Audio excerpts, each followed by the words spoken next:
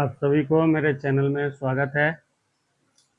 Second part हम लोग पढ़ेंगे गोलीय दर्पण में प्रतिबिंब का बनना, formation of image in spherical mirror.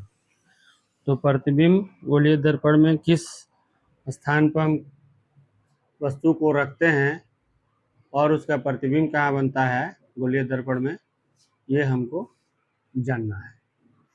तो सबसे पहले हम लोग चलेंगे इसमें, क्योंकि गोलीय दर्पण दो होता है। एक होता है आपका अवतल दर्पण। तो अवतल दर्पण में हम लोग चल रहे हैं। पहले अवतल दर्पण में प्रतिबिंब कहाँ बनता है? इन कनकेव मिरर।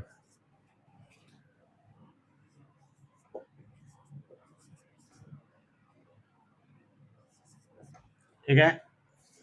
इसमें कनकेव मिरर में पहला पॉइंट हम फिगर वाइज बताएंगे। इसका स्टेटमेंट तो लिखवा दिए हैं आपको। पहला जो पॉइंट होता है ये हो गया आपका कनकेव मिरर।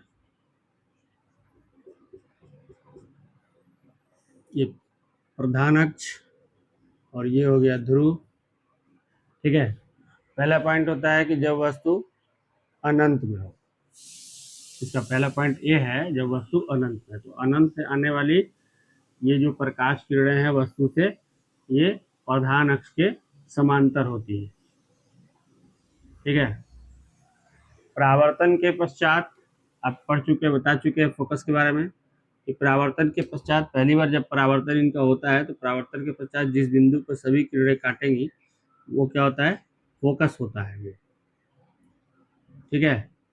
ये फोकस, यहाँ पर फोकस है, यानी किसी भी कहीं भी हम रखें तो पहली बार आएगी तो परावर्तन के पश्चात जिस बिंदु को काटते हुए गुजरेगी वह फोकस कहलाता है। वह बिंदु यहाँ पर जितनी अनंत में रखी वस्तु से आने वाली जो प्रकाश किरणें हैं वह फोकस को काटती है, यानी यहीं पर एक दूसरे को ये वास्तविक रूप से क्या कर रही हैं? प्रतिच्छेद कर रही है।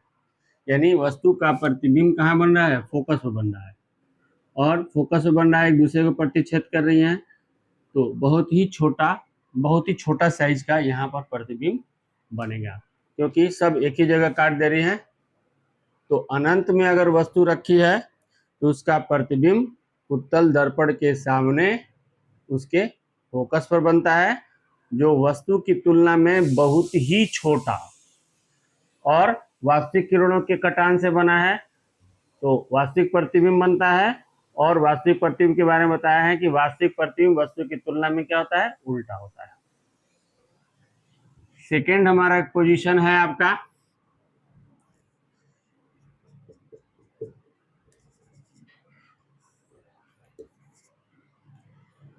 ये हो गया आपका फोकस, ये हो गया वक्रता केंद्र। अब वस्तु को हम लाकर रखे हैं, ये अनंत है। ठीक है। और ये जो है आपका वक्रता केंद्र है, यानी वस्तु कहाँ रखी है? अनंत और वक्रता केंद्र के बीच में वस्तु रखी है, अनंत और वक्रता केंद्र के बीच में। ठीक है। तो सबसे पहले इसको क्या करेगी? फोकस को काटते हुए गुजर जाएगी ये। ठीक है। अब हम प्रतिबिंब प्राप्त करने के लिए क्या करते हैं कि इसके शीर्ष से एक आपतित किरण खींचते हैं। ये शीर्ष से मैंने आपतित किरण खींचा, और यहाँ इसके ध्रुव यानी इसके मिड पॉइंट से ये परावर्तित हो जाएगी किरण। तो दोनों एक दूसरे को यहाँ काट रही हैं, प्रतिच्छेद कर रही है, यहीं पर प्रतिबिंब बन रहा है। अगर मान लीजिए कि ये ए बी एक वस्तु है तो इसका प्रतिबिंब ए डैश बी डैश यहाँ बन रहा है। तो आप ध्यान से देखें कि वस्तु कहाँ रखी है? अनंत और वक्रता केंद्र के बीच में। वस्तु का प्रतिबिंब कहाँ बन रहा है? वक्रता केंद्र और फोकस के बीच में, जो वस्तु की तुलना में छोटा है और वास्तविक एवं उल्टा है। उल्टा तो साफ साफ अब दिख रहा है आपको। ठीक है। ये हो गया दूसरा कंडीशन।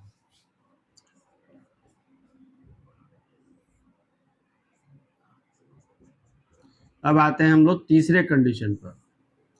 अब वस्तु को अलग अलग पोजीशन पर रखकर चेक करते हैं हम लोग। तो तीसरा कंडीशन हमारा हो गया, ये फोकस हो गया, ये हो गया आपका वक्रता केंद्र।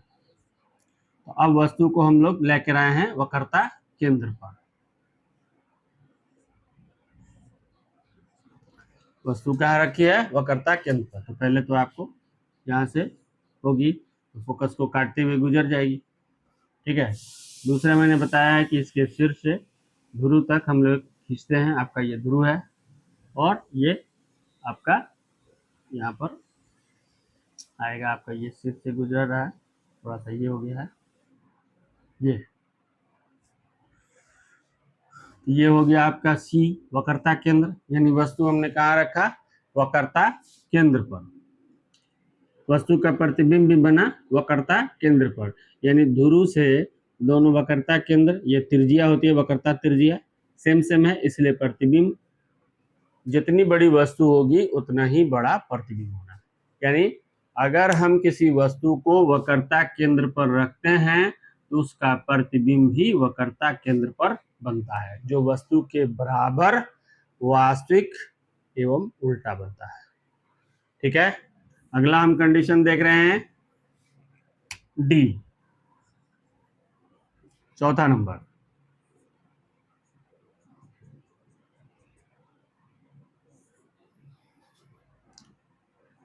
ये हो गया एफ, ये हो गया वक्रता केंद्र सी। अब हमने वस्तु को ला दिया है इन दोनों के बीच में। तो पहली बार तो ये काटते हुए फोकस को गुजर जाएगी, ठीक है। दूसरा है ये आपतित किरण परावर्तित किरण, जो उसके हम सिर से खींचते हैं, तो हम देख रहे हैं कि यहाँ एक दूसरे को काट रही है यहाँ पर। यानी जब वस्तु को वक्रता केंद्र और फोकस के बीच में रखा जाता है तो वस्तु का प्रतिबिंब अनंत और वक्रता केंद्र के बीच में बनता है, जो वस्तु से बड़ा, इसकी तुलना में क्या है? वस्तु से बड़ा, वास्तविक एवं उल्टा बनता है, ठीक है। नेक्स्ट हमारा पॉइंट है ई।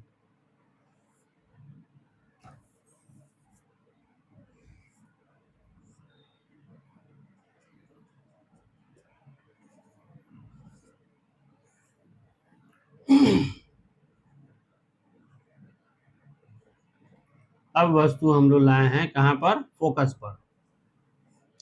ये फोकस पर वस्तु ला दी गई है। तो पहले तो इसका परावर्तित किरण जो परावर्तन होगा तो वो वापस चली जाएगी। इसके सिर से हम लेंगे एक, यहाँ आपतन कोण बनता है और ये रिटर्न चली गई, यहाँ पर क्या बनेगा? परावर्तन कोण, ठीक है। तो जब वस्तु को अवतल दर्पण के फोकस पर रखा जाता है तो उसका प्रतिबिंब अनंत में बनता है। यहाँ पर ध्यान से देखिए, दोनों परावर्तित किरणें क्या हैं? एक जैसे जैसे दूरी बढ़ रही है इन दोनों के बीच की भी दूरी घटती जा रही है, यानी एक दूसरे को अनंत में जाकर एक दूसरे को प्रतिच्छेद करेंगी, तो वहीं पर जाकर प्रतिबिंब बनेगा। यानी वस्तु को फोकस पर रखने पर उसका प्रतिबिंब अनंत में बनता है। अब जहां प्रतिच्छेद करेंगे, इसको प्रधान अक्ष को बढ़ाएंगे तो बहुत बड़ा प्रतिबिंब आएगा, यानी वस्तु की तुलना में बहुत बड़ा प्रतिबिंब बनता है, जो वास्तविक एवं उल्टा बनता है। क्लियर हुआ?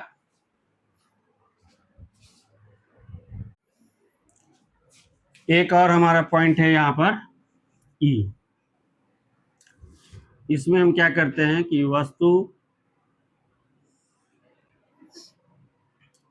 जो वस्तु है, ऑब्जेक्ट है, उसको फोकस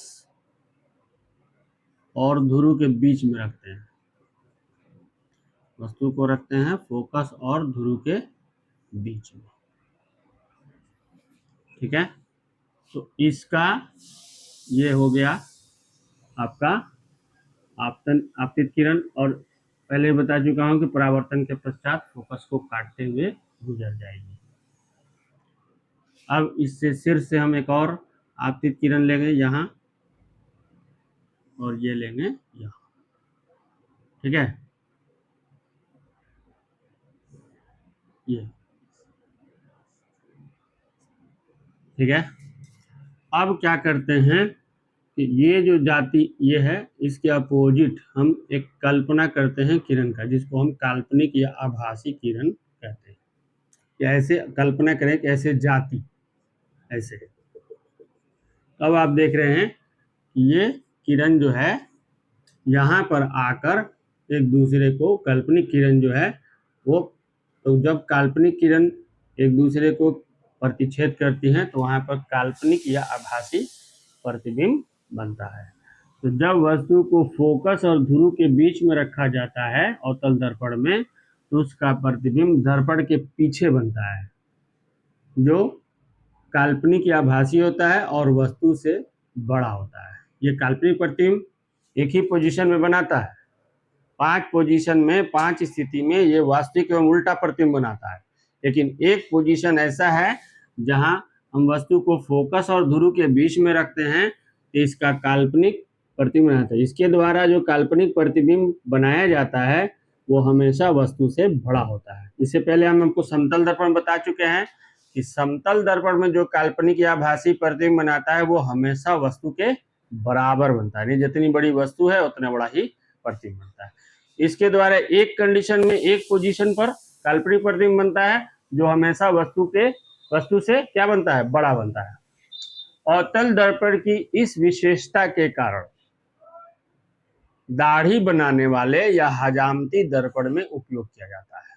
ये याद रखिएगा, क्वेश्चन पूछेगा अगर कि अवतल दर्पण का उपयोग दाढ़ी बनाने या हजामती दर्पण में क्यों किया जाता है, तो आप कंडीशन देख समझ सकते हैं, क्योंकि उसमें कारण यह है कि जिसकी दाढ़ी बनानी होती है उसके चेहरे को अवतल दर्पण के फोकस और ध्रुव के बीच में लाते हैं तो चेहरे पर छोटी छोटी दाढ़ी के बाल बड़े बड़े दिखने लगते हैं, जिससे आसानी से साफ किया जाता है। इसीलिए अवतल दर्पण का उपयोग हजामती दर्पण या दाढ़ी बनाने वाले या शेविंग वाले मिरर में यूज किया जाता है।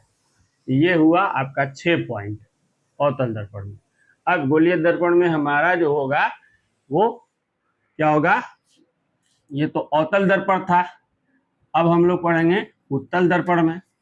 उत्तल दर्पण में प्रतिबिंब का बनना, ठीक है, सेकंड है, क्योंकि गोलीय दर्पण 2 प्रकार का है हमारा। तो उत्तल दर्पण में प्रतिबिंब का बनना,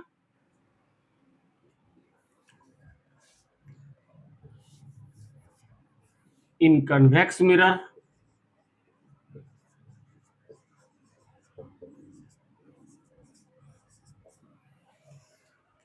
तो इसमें जो पहला पॉइंट है वही चीज है, कन्वेक्स मिरर। ये हुआ आपका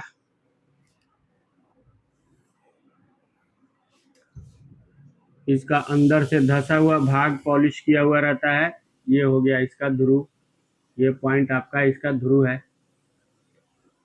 ठीक है। तो सबसे पहला पॉइंट, अच्छा इसमें क्या होता है, फोकस इसके पीछे होता है, यहाँ फोकस है और यहाँ पर आप इसका वक्रता केंद्र है। इसमें भी पहली कंडीशन जो है, जब वस्तु अनंत में हो, यानी ये वस्तुएं जो हैं अनंत है, अनंत से आती हैं या ऐसे भी वस्तु से आती है प्रकाश किरण, तो क्या होती हैं, प्रधान अक्ष के समांतर होती है। तो सब ये जो है ये वापस चली जाएगी, ये वापस चली जाएगी इधर, ये जो किरण है ये वापस चली जाएगी, परावर्तित हो जाएगी करने को। हम क्या करते हैं, कल्पना में करते हैं तो आभासी या काल्पनिक रूप से ये फोकस को काटते हुए गुजरेगी, जो भी किरण है ये सब वापस जाएंगी तो फोकस को काटेंगे। क्योंकि इससे पहले जो पढ़े हैं अवतल दर्पण, उसको हम अभिसारी दर्पण कहते हैं। अभिसारी दर्पण इसलिए कहते हैं कि जो भी वस्तु से आने वाली किरणें हैं वो फोकस पर अभिसरित हो जाती है, मिल जाती हैं, और वो भी वास्तविक रूप से। इसको हम लोग बोलते हैं अपसारी, क्योंकि ये वास्तविक किरणें तो मिल नहीं रही है, इन दोनों के बीच की दूरी बढ़ जा रही है ना, अपसरित हो जा रही है। यहाँ पर भी वही चीज है आपका, और यहाँ पर भी वही चीज आपको देखने को मिलेगा, अपसरित हो गई। तो जब पहला पोजीशन है ए, वस्तु अनंत में हो, तो उत्तल दर्पण में वस्तु का प्रतिबिंब उसकी फोकस पर बनता है। जो वस्तु की तुलना में बहुत छोटा, आभासी या काल्पनिक, ये कल्पना की गई है, आभासी या काल्पनिक, तो आभासी या काल्पनिक प्रतिबिंब होता है वस्तु की तुलना में कैसा बनता है, सीधा बनता है, यहाँ पर सीधा बनता है। दूसरा जो कंडीशन है इसका, इसमें सिर्फ दो ही कंडीशन आएगा, ध्यान से देखिएगा, तो उसमें हमारा अलग अलग पोजीशन पर 6 कंडीशन आ गया, इसमें सिर्फ 2 कंडीशन दिखाई देगा आपको यहाँ पर।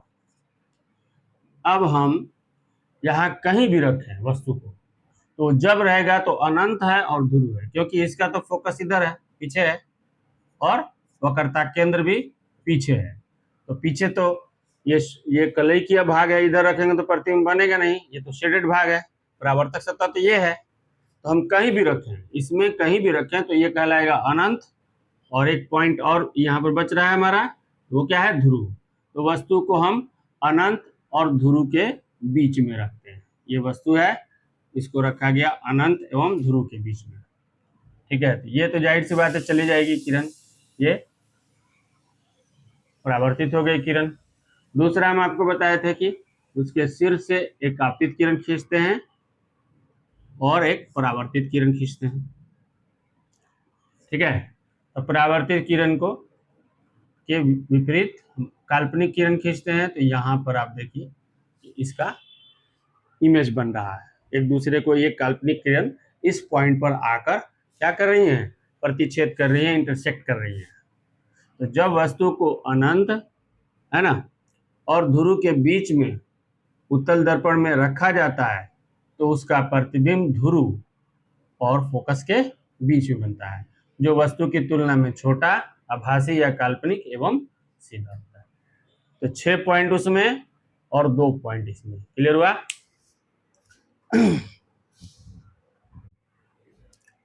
नेक्स्ट हमको पढ़ना है गोलीय दर्पण में जो वक्रता त्रिज्या r है और उसकी फोकस दूरी, इन दोनों में क्या रिलेशन है, ये पढ़ना है, ठीक है। तो हम पहले उत्तल दर्पण में देखते हैं, अवतल दर्पण में, सॉरी, अवतल दर्पण में पहले देखते हैं।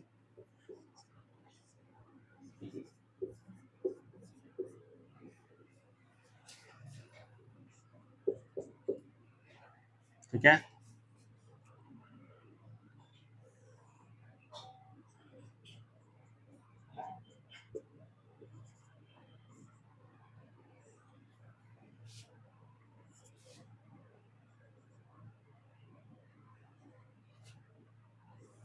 यहाँ पर ए बी एक किरण वस्तु से आ रही है, ए बी,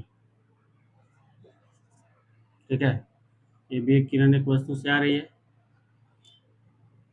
परावर्तन के पश्चात फोकस को कट कर रही है, इसके बीचों बीच मैंने एक परपेंडिकुलर खींच दिया, अभिलंब जिसको हम लोग बोलते हैं, तो ये हो गया आपका आपतन कोण, और ये हो गया परावर्तन, ये हो गया आपका पी, है ना, ये एफ और ये सी, क्लियर। अब इसमें 2 चीज आपको देखने को मिल रहा है, पी से और सी के बीच की दूरी को हम वक्रता त्रिज्या कहते हैं, ठीक है, और पी से एफ के बीच की दूरी को हम फोकस दूरी कहते हैं। इन्हीं दोनों के बीच में हमको रिलेशन निकालना है। तो परावर्तन के नियम से, प्रकाश का परावर्तन का नियम आप पढ़ चुके हैं, परावर्तन के नियम से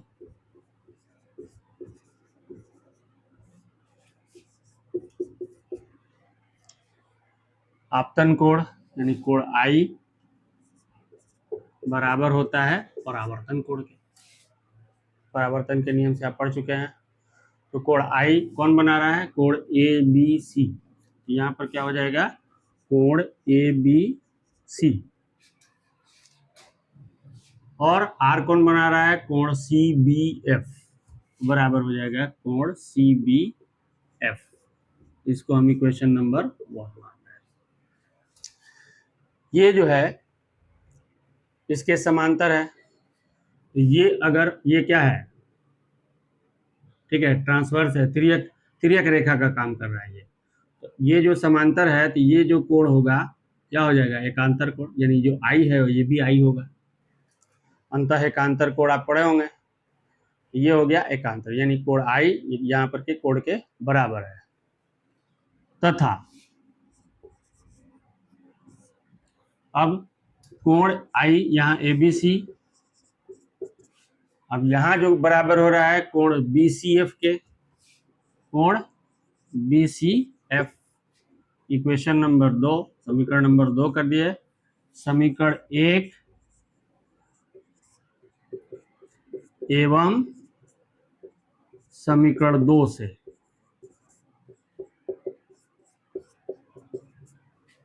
एक और 2 से जब हम तुलना करेंगे, यहाँ पर देखिए बायां पक्ष में यहाँ भी ABC है, बायां पक्ष में यहाँ भी, ये दोनों एक दूसरे से क्या हो जाएगा, कैंसिल हो जाएगा।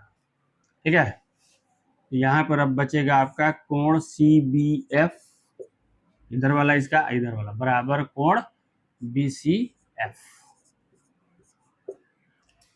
ठीक है, तो कोण ये वाला CBF और BCF, ये दोनों कोण क्या हो गए, बराबर हो गए।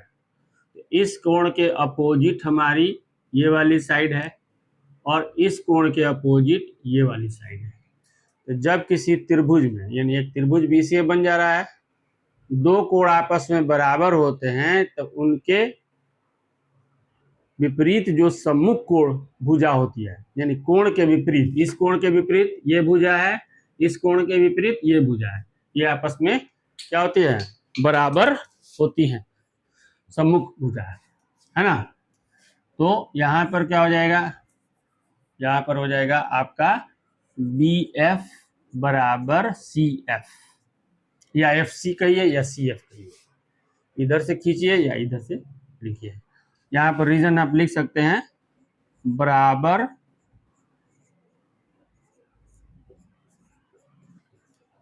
कोण की सम्मुख भुजा, यानी ये समद्विबाहु त्रिभुज बन गया, सम्मुख भुजा। ठीक है, बराबर कोण की सम्मुख भुजा, ये हमारा बराबर हो गया है ना। इसको मान लेते हैं हम इक्वेशन नंबर 3। अब इसमें आइए इस चीज को, यानी कोई दर्पण अगर खींच रहे हैं, इसके बीच की ये जो होता है ये, इसको हम लोग दर्पण का द्वारक या एपर्चर बोलते हैं, है ना। इसको दर्पण का द्वारक या अपर्चर कहा जाता है। यानी कोई भी गोलीय दर्पण है, उनके जो बीच की ये जो दूरी होती है, उसको हम दर्पण का द्वारक या अपर्चर कहते हैं। तो अब यहाँ पर यदि एक कंडीशन है, यदि दर्पण का द्वारक, दर्पण का द्वारक इस प्रकार हो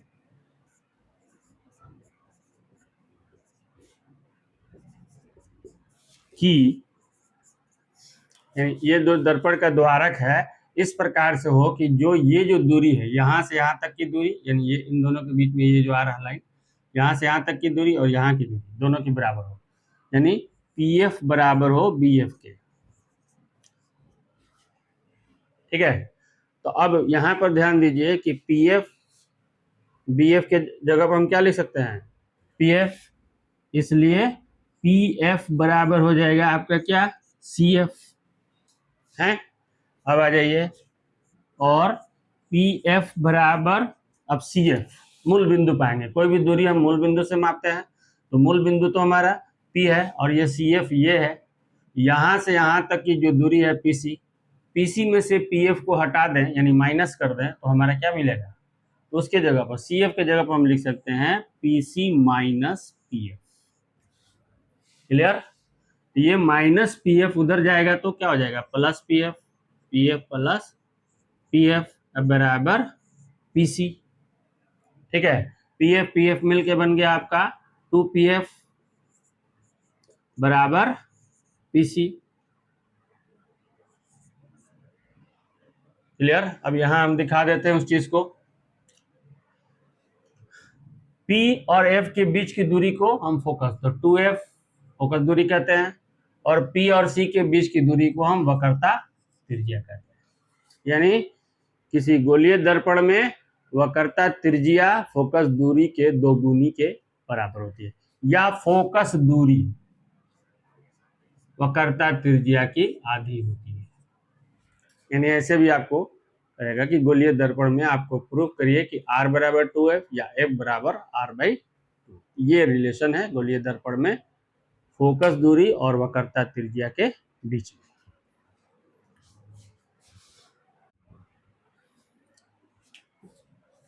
एक टॉपिक और हम लोग को पढ़ना है दर्पण सूत्र। दर्पण सूत्र, मिरर फॉर्मूला, ये लास्ट टॉपिक है परावर्तन में। ठीक है, दर्पण सूत्र। दर्पण सूत्र होता है 1/f बराबर 1/v प्लस 1/u। f जो है फोकस दूरी है,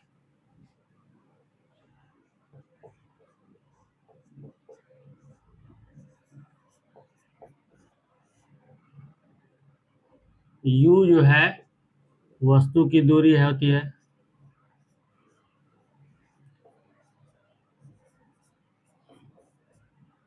और v जो है प्रतिबिंब की दूरी है, प्रतिबिंब की दूरी। ये दर्पण सूत्र में ये चीज होता है। दूसरा है कि यहाँ पर साइन कन्वेंशन भी होता है, जिसे आप निर्देशांक ज्यामिति में पढ़ते हैं कि बाईं ओर मापी गई दूरी माइनस होती है, माइनस में ली जाती है, दाईं मापी गई दूरी जो संख्या रेखा में पढ़ते हैं, और ऊपर जो है लंबवत मापी गई दूरी प्लस में ली जाती है, नीचे लंबवत मापी गई दूरी माइनस में ली जाती है। एक ही दर्पण से हम अवतल दर्पण पे ही दर्शा देते हैं आपको, क्योंकि एक बार रिपीट होना इसका जरूरी है। वो पूछता भी है गोलीय दर्पण में।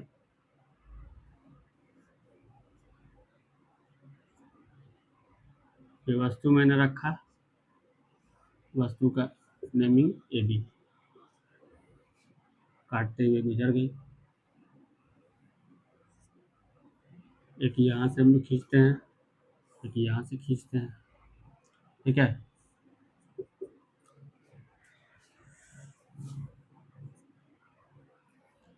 एक प्रतिबिंब प्राप्त करने के लिए एक हम लोग इस तरह की किरण का ये करते हैं, एजम्पशन करते हैं, एक किरण। ठीक है, तो आप देख रहे हैं कि ये जो है वक्रता केंद्र और फोकस के बीच में प्रतिबिंब बन रहा है। प्रतिबिंब मान लीजिए A1 और B1 है। ठीक है, यहाँ पर आपका P है, ये हो गया आपका आपतन कोण, ये हो गया परावर्तन। ठीक है, तो अब इसमें क्या होता है कि हम यहाँ पर थेल्स प्रमेय का यूज करते हैं, है ना, समरूप त्रिभुज वाला, सिमिलर ट्रायंगल वाला। तो अब आप ध्यान दीजिए, सिमिलर ट्रायंगल में क्या होता है कि एक कोरोलरी है, यानी ऊपर में, कि अगर दो त्रिभुज के दो संगत कोण बराबर होते हैं तो उनका तीसरा कोण अपने आप बराबर हो जाएगा। ठीक है, तो वैसे समरूप की क्राइटेरिया को हम लोग बोलते हैं ए समरूपता, यानी दो के एंगल को हमने यूज किया। और उस समरूप त्रिभुज जब दो होते हैं तो उनकी संगत भुजाएं अनुपातिक, यानी समानुपातिक होती है, बराबर होती हैं। संगत भुजाएं का अनुपात जो होता है बराबर होता है। यहाँ पर आप देखिए कि ABP एक त्रिभुज बन रहा है और एक त्रिभुज बन रहा है A1B1P। ये लंबवत है तो 90 डिग्री, ये भी लंबवत है तो 90 डिग्री। तो इसका ये कोण इसके इस कोण के बराबर, I कोण R के बराबर, तो दो कोण बराबर हो गए, ये त्रिभुज क्या हो गया, समरूप हो गया। चूंकि त्रिभुज ABP समरूप है त्रिभुज A1B1P के। अभी मैंने बताया कि किसी दो त्रिभुज की अगर हम तुलना करते हैं और उनके संगत कोण बराबर होते हैं, ठीक है, दो कोण, तो तीसरा कोण ऑटोमेटिक बराबर हो जाएगा। तो इस कंडीशन में वो दोनों त्रिभुज समरूप होते हैं। कि समरूपता का कंडीशन यह है कि संगत कोण बराबर होता है, भुजा बराबर नहीं होती है। अगर संगत कोण और भुजा बराबर हो जाए तो वो सर्वांगसम कहलाता है। ठीक है, यहाँ पर क्या हो गया कि उनकी भुजाएं, हम यहाँ दो भुजा को लेंगे, क्या होती है, का अनुपात बराबर होता है। तो अगर ए बी इसका लेते हैं लंबवत, इसका ए बी लेते हैं A1 B1 मान लीजिए, फिर पलट के तो वही करेंगे हम, ए बी, और एक ये भुजा लेते हैं हम लोग, तो इसका अगर लिए हैं तो इसी का ही लेना है हमको पहले, प्रतिबिंब वाले का PA1, अब बट्टा हो जाएगा PA, इक्वेशन नंबर 1। ठीक है, अब यहाँ देखिए, एक त्रिभुज ये बन रहा है ABC, एक त्रिभुज बन रहा है A1 B1 C, ये भी दोनों समरूप है। ये तो हो गया आपका शीर्षाभिमुख कोण, इधर इधर 90 है तो ये भी 90 है ना, और ये 90। ठीक है, इसी प्रकार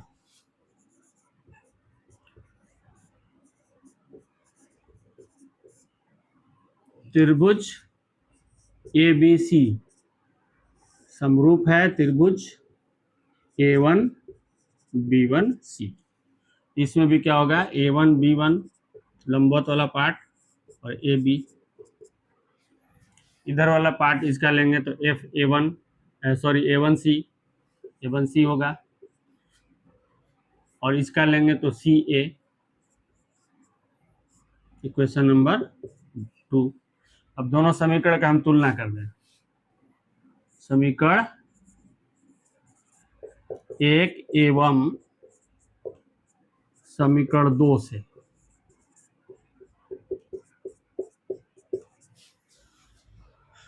एक और 2 से जब हम तुलना करेंगे तो दोनों के बाएं पक्ष में ये है, ये दोनों कैंसिल हो जाएगा, हमारा बचेगा आपका PA1 बटा PA बराबर A1C बटा CA।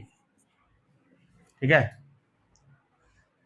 नेक्स्ट हमारा हो जाएगा PA1 बटा PA बराबर A1C, मूल बिंदु पर फिर आएंगे, A1C यहाँ से यहाँ तक है, और हम PC में से PA1 को माइनस करेंगे, यहाँ पर हो जाएगा PC माइनस PA1।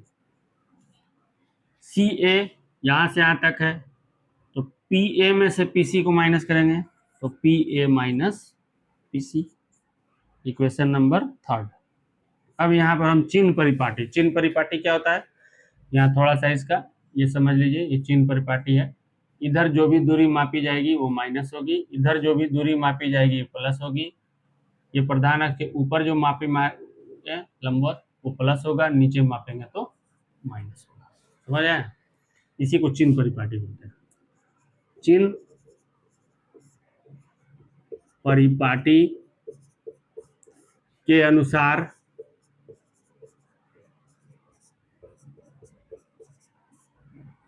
समीकरण 3 में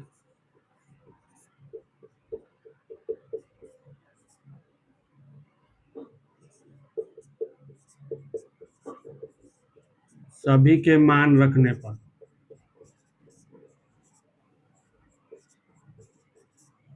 समीकरण 3 में सभी के मान रखने पर, तो समीकरण 3 में PA1 यहाँ क्या बन रहा है, प्रतिबिंब इधर माप रहे हैं तो माइनस भी। ठीक है, PA वस्तु रखा है तो वस्तु किसी में भी हो, चाहे अवतल दर्पण हो चाहे उत्तल दर्पण, वो माइनस भी रहता है।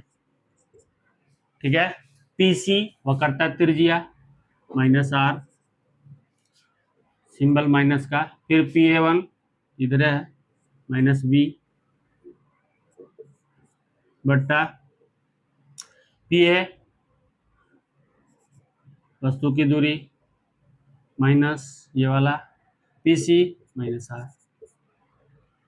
अब यहाँ पर हम ये करेंगे तो ये माइनस माइनस तो कैंसिल हो गया, V बाई U हो जाएगा, और ये हो जाएगा माइनस R, ये हो जाएगा प्लस V, ये हो जाएगा माइनस U, ये हो जाएगा प्लस R।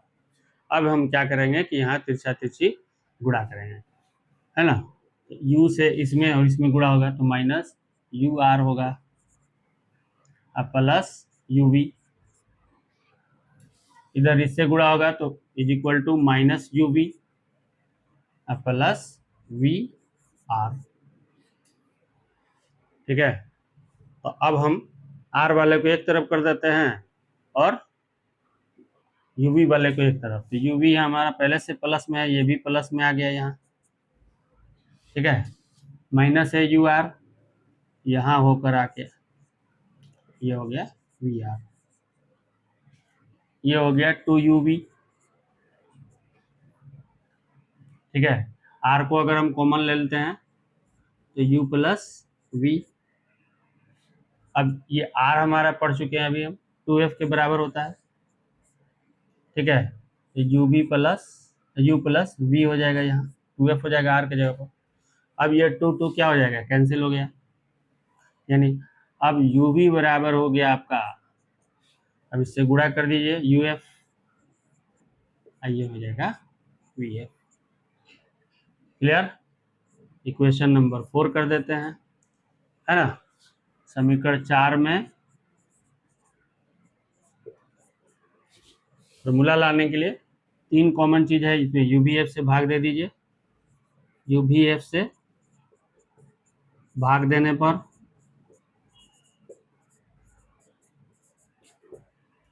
तो जब हम यूबीएफ से भाग देंगे, यहाँ हम इधर दिखा दे रहे हैं आपको, यूबीएफ से भाग देंगे तो यहाँ पर देखिए यूवी बट्टा यूवीएफ, है ना, इसका है आपका यूएफ बट्टा यूवीएफ प्लस वीएफ बट्टा यूवीएफ। अब कट रहा है हमारा, यहाँ कट गया, 1 आया, 1 बटा एफ, यहाँ यू से यू कट गया, एफ से एफ कट गया, 1 बचा, 1 बाई वी, और यहाँ पर वी एफ से वी एफ कट गया, 1 बचा, 1 बाई यू। ये हो गया आपका दर्पण सूत्र। ये उत्तल दर्पण में भी ऐसे ही प्रूफ किया जा सकता है। तो चिन्ह परिपाटी भी आपको क्लियर हुआ, ये हुआ, ये खत्म हो गया आपका। अब सिर्फ हमको एक बायोलॉजी के फर्स्ट लेसन का आपको डालना है, और उसके मंडे को आपका टेस्ट है, और सभी लोग टेस्ट में शामिल होइए ताकि पता चले कि किसको आता है किसको नहीं आता है। तो हम अभी वक्त है एक्स्ट्रा क्लासेज कराकर हम उसको इम्प्रूवमेंट कराएंगे ताकि जो बच्चे पिछड़ रहे हैं वो हमारे आगे आ जाए।